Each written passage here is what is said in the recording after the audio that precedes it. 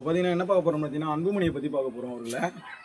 அன்புமணி அவர்களுக்கு எப்பவுமே சரிங்க ஒரே காமெடி பண்ணுற வேலையே ஒரு சிரிப்பாக போச்சு அவருக்கு. அதுவும் திமுக போயிட்டு ஒற்றை இலக்கில் வெற்றி பெறுன்றாரு. பார்த்துக்கலாம், வேற லெவல் இல்லை. அவருடைய பகல் கனவுல கூட பலிக்காதுன்னு நினைக்கிறேன். அதை போயிட்டு அவர் விமர்சனமாக பண்ணிட்டு இருக்காப்புல.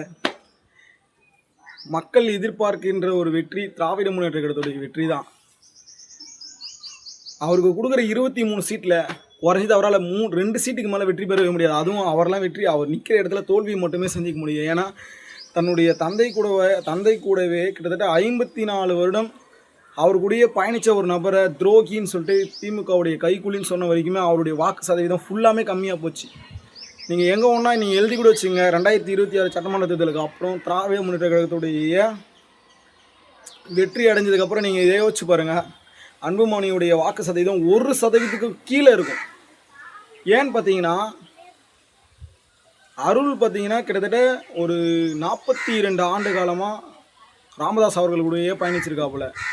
அவரை போய்ட்டு திமுகவுடைய கைக்கூலின்றாரு. இந்த பக்கம் போனீங்கன்னா ஜி.கே. மணி அண்ணாவை பார்த்தீங்கன்னா கைக்கூலின்றாப்புல.